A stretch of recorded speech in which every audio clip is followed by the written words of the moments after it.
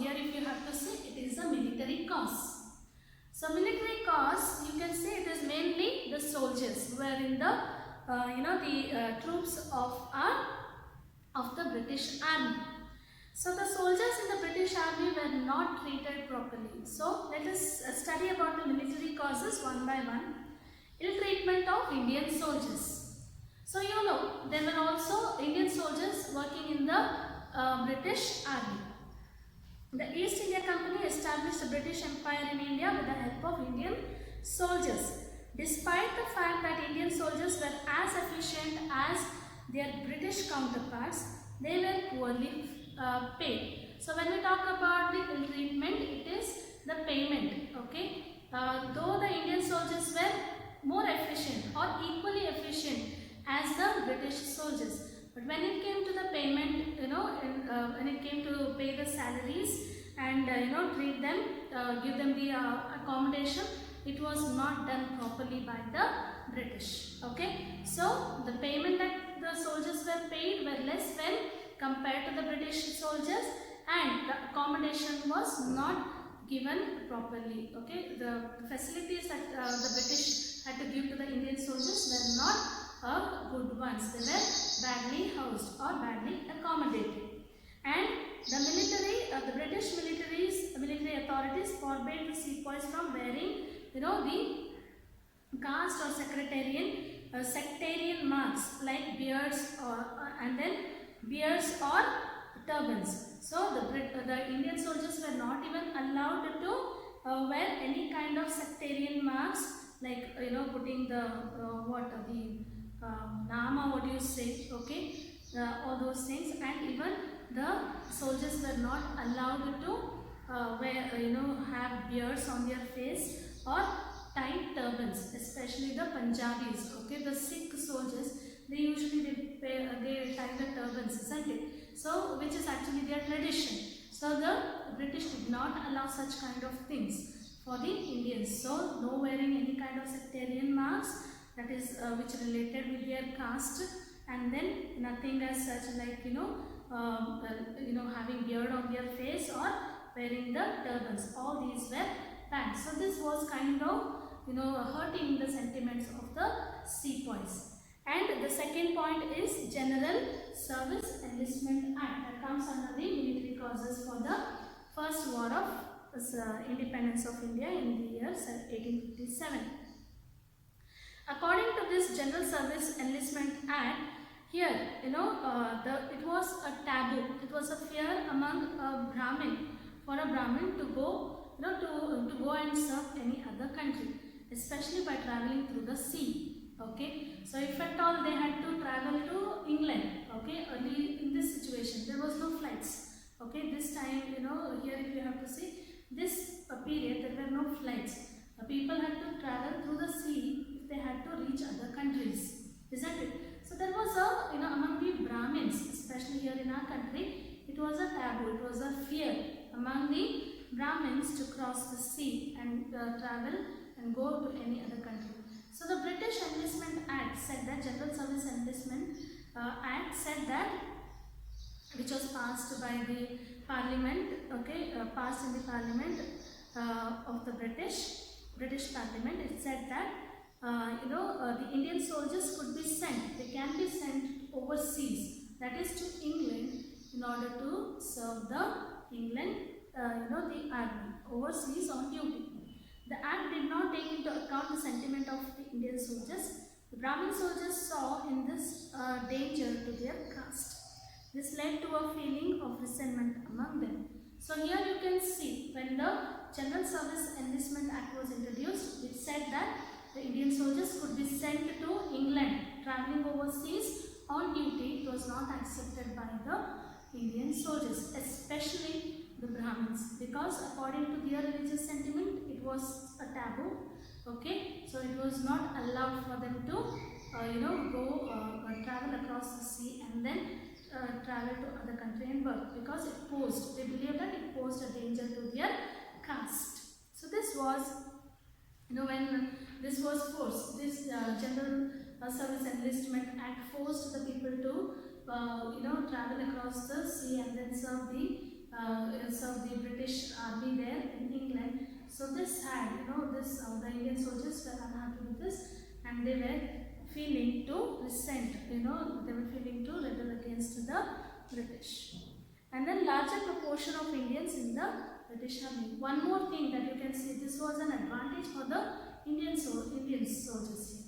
So larger proportion of the Indian soldiers in the British army. So the British were serving here, but when it came to the army, the soldiers that they had were the Indian soldiers who were more in number, larger proportion. They were more in number when compared to the British soldiers. So this was one advantage for the Indians. Okay, that they made their own. They thought that they can easily attack over over the British and then revolt against the British. So the number of British troops in India was never very large, with the British in the ratio as low as 1 in 4,000. Dalhousie had recommended that more British soldiers should be recruited in the army. This could not come through. Dalhousie, though he said that the more British army should be recruited in the British soldiers should be recruited in the army, but this did not happen practically. So it made Indian soldiers easier to revolt against the British. So larger proportion of Indian soldiers in the British army was also one of the military cause for the First War of Independence. Deprivation of allowances. So here some allowances that were given to the Indian soldiers for serving the British army, not within their own place, but far away from their native. They were given some extra allowances. They were transferred to other places. The Indian soldiers, take for example, if I am from Awadh, but I will be transferred to some other region of India to serve the British army. For that, extra allowances were given. So such allowances were actually deprived, or it was taken back. It was withdrawn by the British. So this actually, wherein many sepoys who came from different regions, different areas from their homes, leaving away their homes and went and served the British in different regions and areas, they were unhappy because this allowance, which was called as the batta, that was removed, that was withdrawn. Okay, so that made the Indian soldiers to go against the British. And then faulty distribution of troops. So when it came to this point, places of strategic importance like Delhi and Allahabad had no British army and were wholly held by the Indian soldiers. So faulty distribution of troops in places like Delhi and Allahabad, which were of more importance for the British, okay, for them to stay there or establish their rule. Those areas only did not have, the troops in those areas only had very less British soldiers. So this was one advantage. So faulty distribution. This was faulty distribution of the British when it came to the distributing the soldiers in these areas. So more Indian soldiers were there compared to the British soldiers. So this actually led to the First War of Military. This is one of the military causes for the First War of Independence. And then poor distribution, poor performance of British troops. Coming to the next point under the military causes is poor performance of British troops. So here you can see many wars happened. In the year 1838 to 42, you can see first Afghan War happened, and also Punjab Wars in the year 1845 and 1849, and the Crimean War 1853 and 56, and in 55 and 56, 1855 and 56. So the Santal tribesmen, the Santal tribes of Bihar, they revolted against the British. Only with the help of bow and axes, they fought against the British, where the British were defeated. Okay, so in the Afghan War, okay, first Afghan War of 1838 to 42, Punjab Wars of 1845 and 49, Crimean War of 1853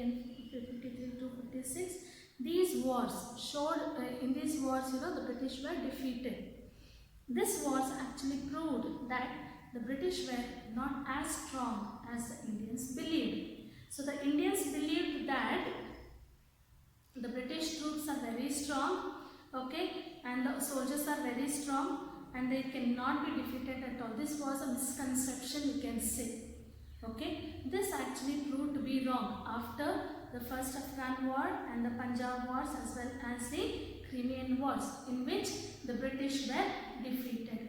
Not only that, the Santhal tribes, okay, in the year 1855 and 56, the Santhal tribesmen of Bihar and Bengal, okay, these were the tribal people, okay, these tribes, they rose, against the British. They fought against the British. They went against the British and they fought against the British only with the help of arrows, bows as well as axes, which you can say traditional warfare, weapons. Okay, so only with these things they fought against the British.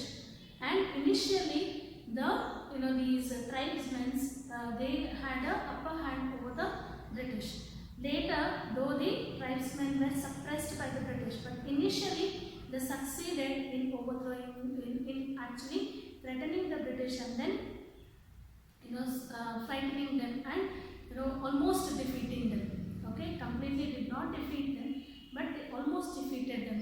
Such a conditions arose where the British were almost defeated by the tribesmen. So this proved that the British were not as strong as they were showing, or the British troops were not as strong as the Indian soldiers believed. So this kind of a poor performance gave a strong determination to the Indian soldiers that they could easily revolt against the British. They now understood that the British can also be defeated by being united together and by giving them a tough resistance.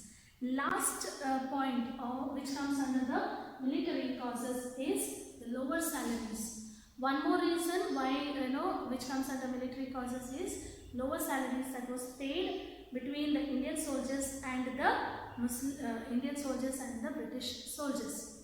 Okay, the Indian soldiers were paid less, whereas the British soldiers received 8 times higher the salary what the Indian soldiers were paid. So this kind of a discrimination led to the unhappiness of the British. So these are the military causes for the First War of Independence. Under that heading, let me read just the points. Let me just read the points. Ill treatment of Indian soldiers, General Service Enlistment Act, larger proportion of Indians in the British Army, bleak prospectus of promotions and deprivation of allowances, faulty distribution of troops, poor performance of British troops and lower salaries. Bleak prospectus of prospects of promotion means the Indian soldiers were only promoted to the post of Subedar, not more than that. So this kind of a promotion, higher promotions were given only to the British soldiers in the British Army. So this actually these were the 8 points that comes under the military causes for the First War of Independence. Last cause, if you have to see, that is the immediate cause. When we talk about the immediate cause, it was the Enfield rifle that was introduced by the British. So the British were using all kind of modern weapons, isn't it? So they introduced a new kind of weapon that is called as that was known as the Enfield rifle. Okay, so the introduction of Enfield rifle, okay, in the British Army was an immediate cause for the revolt of 1857 or the First War of Independence. So let us see what this Enfield rifle was. Enfield rifle was the weapon, okay, the rifle through which was introduced in the army if at all the soldier had to use it. Okay, so he had to use it by biting off the cartridge. Okay, so the soldier had to use a cartridge which he had to bite it off with his teeth and then load it in the rifle and then use it. This rifle, okay, this cartridge, the rumor spread that this cartridge was actually smeared with the fat of cow and pig. It was a rumor. Okay, so the soldier had to bite off that cartridge, isn't it? That was smeared or applied with the fat of cow or the pig. So this was not accepted by the Indian soldiers. Indian soldiers were both Muslims as well as Hindus. For Hindus, cow is sacred and they would never bite the cartridge which was smeared with the fat of a cow. And for the Muslims, they detest pig. Okay, they hate the pig, they call it as evil. Okay, and so they also refused to use this particular Enfield rifle, of which the cartridge they had to bite it off and then load it in the rifle and use before using it. So they also refused to use it. Okay, because they detested pig and they said it is unholy for them. Okay, it is evil for them. So they were not ready to use this cartridge. But the British officials, they did not give any importance to the religious feelings of the Indian soldiers. Either it was Hindus or the Muslims. Okay, so they forced the Indian soldiers to use this Enfield rifle. When they forced it, if at all the Indian soldiers did not use it, then they were imprisoned, they were punished. So when they were forced, in a lot of resentment, there was a lot of rebellion among the soldiers, because either they have to use it or they have to take the punishment. Now the people, the soldiers, they started to revolt. So one such soldier by name Mangal Pandey, when he was forced to use the cartridge or use the rifle, he refused. When he was beaten for that, what he did was, because he did not want to give up his religious feelings and sentiment. So what he did was, he took the gun of the British official and shot him. So the official was dead. So this happened in the Barakpur this happened at Barakpur on March 29th of 1857. Barakpur cantonment. Okay, so where Mangal Pandey was a soldier there. So he refused and then he shot a British official who forced him to use this rifle. So from there onwards, you can see the spark. He was a spark, okay, who lit the fire of the first war of independence. So because of him, after this, he was taken into custody. He was arrested, and then a trial was carried, and then he was executed. He was hanged to death. But then other soldiers who saw this present, okay, who saw this from their eyes, who saw this happen, they revolted against the British. They united together, they revolted against the British, and then they started to march towards Delhi. Okay, so they also attacked the soldiers. They attacked the most important events that took place during this revolt. So from here onwards, the revolt started. Revolt is rebelling against the government, not using the rifle. When they were forced, they rebelled. Mangal Pandey was the most important person behind it. He rebelled. He was taken into trial.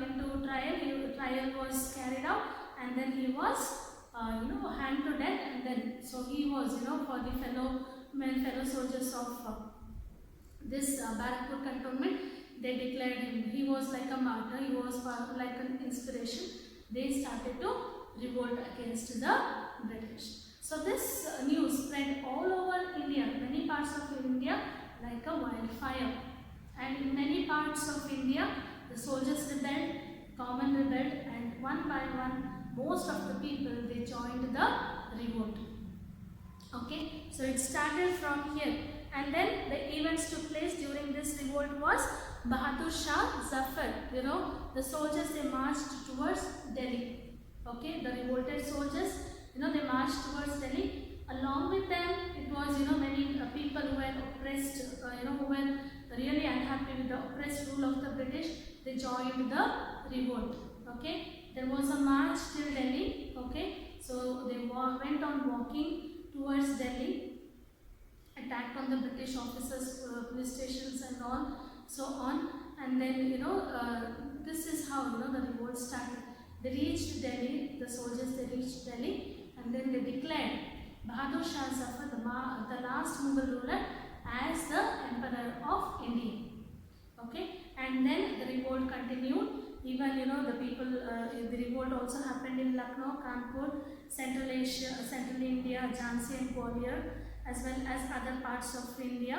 All different parts of India, the revolt took place. I mean, people they started rebelling against the British. So Jhansi, because of doctrine of lapse, the kingdom was actually was not going in the hands of the adopted son. So the Queen of Jhansi, she revolted, and because after her husband's death, the adopted son was not given the kingdom. So all these rulers, okay, now see, people from the political background, the rulers, the social religious people, the people from the society like the common people, they also joined the revolt. The people, the peasants, the farmers were affected by the oppressed rule of the British. They also joined the revolts. All together they joined the revolt. They went, the people, they did not have, the common people also joined. They came with the arms, okay, they did not have guns and all this, and only the soldiers, they had the guns they could use and all, which they attacked on the British police stations and all, and then they brought. But other than that, the common people and all, they involved in the revolt with the sticks, with the axes, and with the spears, bows, arrows. They fought against the British. So this is how all the people from the society, most of the people were tortured, okay, they all joined the revolt. So this is called the First War of Independence. But okay, ultimately the revolt did not succeed. It actually failed, okay, because there was no proper planning. So this was just a spark. I told you people, it was just a spark. There was no planning, there was no organization, there was no leadership, okay. So, and there was also British officials, the Indian officials were working under the British, okay. The Indian rulers, some of the Indian rulers were still loyal towards the British. They all did not join the revolt. So ultimately the revolt failed. But it had changes. It brought in changes. It had its own consequences. It was positive consequences as well as negative ones also. But this revolt actually had its own results. So let us see what were the results of this revolt. So which we can say it as the consequences of the First War of Independence. So the first result was end of company's rule. The company was called back. What is the company here? The East India Company. So the company's rule came to an end, and now the British Crown directly started to rule over India directly from England. Okay. So here it transferred the power to govern India from the East India Company to the British Crown. So end of East India's rule here in our country, and the East India Company came to an end, and the government of India was now actually directly ruled by the British Crown. And this was done by the Government of India Act of 1858, which had the following provisions. So it was, the British Crown directly started to rule India under the Government of India Act of 1858. So it had many provisions. First provision was the rule of East India Company was transferred to the hands of the British Crown. And then the company's board of control and court. The East India Company, which had a board of control, and then the court of directors, were abolished in our country. They were no more in power. The power was exercised. Now the power was given in the hands of the Secretary of State for India. There was one Secretary of State for India was introduced in order to take care of the administration, and then which was aided by a council, which will have a council, okay, a committee or a council of its own. A group of members will be there, okay, helping you. The Secretary of State was a member of British Cabinet. But the Secretary of State was not a member of Indian Cabinet, okay, Government of Indian Cabinet, but it was the member of British Cabinet and was responsible to the British Parliament. Thus, the ultimate power over India remained with the hands of British Parliament. See here, British, they played so smartly. Okay, the East India Company was called back. Okay, its power came to an end. The board of directors and the company board control was completely abolished. But then they appointed a Secretary of State here, which had a council, and they were, and the Secretary of Council came from the British cabinet, and so he was responsible to the British Parliament, not to Indian Parliament.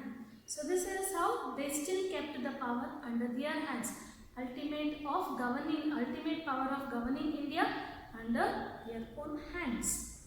Actual governance was to be carried on as before by the Governor General, who was also given the title of Viceroy or Crown's personal representative. Again here, the British Queen did not directly come here and rule. She sent her Governor Generals here, isn't it, earlier?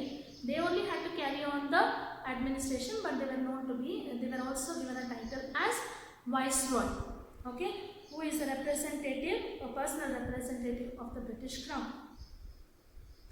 And the first Viceroy of India was Lord Canning under this act, under this particular act, that is Government of India Act of 1858.